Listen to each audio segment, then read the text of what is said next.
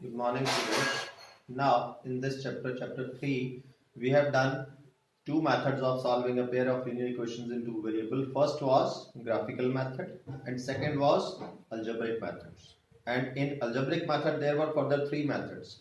First, substitution method. Second, elimination method. And third, we have done that was cross multiplication method. Now, we have completed all these methods of solving a pair of linear equations in two variables in this chapter. Now the next topic we will deal with, that's equations reducible to a pair of linear equations in two variables. Means we will deal with some equations which are not equations in two variables. Linear equations in, what is the general form of linear equation in two variable? It is ax plus by plus c equal to 0. General equation in standard form. A into x, there is one x term, one y term and one constant. This is the general form of linear equation in two variables, right? But now we are going to get these type of equations now, like a over x plus b over y plus c equals to 0. We'll deal with these type of equations now. What is the problem in this equation? Is it the equation in standard form? No, not at all. Why? Because in standard form, variable x and y are always in the numerator. Variables are always in the numerator, not in the denominator. Now, this is the problem for us now. Right? This is the problem for us now. How to deal with this type of problem? See, a over x. Can I write it as a into 1 over x? Can we write? Yes, obviously we can write same thing. Now we will, if I putting 1 over x as say u. If I put 1 over x as u, then what it becomes? A into u. And say putting 1 over y as v, then what this equation becomes now? See, this equation a into 1 over x. 1 over x is u, that is au, plus b into 1 over y. 1 over y is v plus c equal to 0. Now this is the linear equation in two variables. Variables, now we have taken new variables instead of x and y. Now we have u and v. Instead of u and v, you can take this as p and q. You can take m and n. Any two continuous letters you can take. Successive letters you can take. So we'll put these 1 over x as u and 1 over y as v, and the variables will now be in the numerator. Now we'll take first part of this 3.6 worksheets. First question.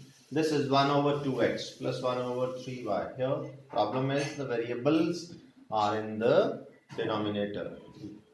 Now you know same thing we'll do. Putting 1 over x as u, constant is in the denominator is not a problem for us. Variable in the denominator creates problem for us. So putting 1 over x as u, or you can take it even as p and q. Let's take it p and q. 1 over x as p and 1 over y as q. So see what first equation becomes. 1 upon 2x. I'll do it in the rough. 1 upon 2x, I can add 1 upon 2 into 1 upon x. Right? 1 upon 2, 1 upon x, I have taken p. So what it becomes? 1 upon 2p. So I'll directly write here 1 upon 2p plus 1 upon 3q equals to 2. Constant in the right hand side, not a problem. And second equation, 1 upon 3p plus 1 upon 2q equal to 13 over 6. Now we have to remove this fraction. You know, 2 and 3 is LCM. 6. If I multiply both sides by 6, then this fraction will be removed. See, into 6, then it will become 3p. You can do it directly if you can. Into 6, 6 into 1 upon 3, 2q Both sides, remember, 2 into 6, 12. Now remember, fraction is also removed. Let's do second case.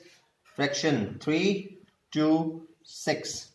3, 2, 6, LCM is 6. Then multiplying both sides by 6 again, as we have done in the first equation. 2p plus 3q. When it is multiplied by 6, then 6 cancels. What is left? 13. Now these are the two equations we get. Take these equations as 1 over 2. If you numbered these equation 1 and 2, then take these as 3 and 4.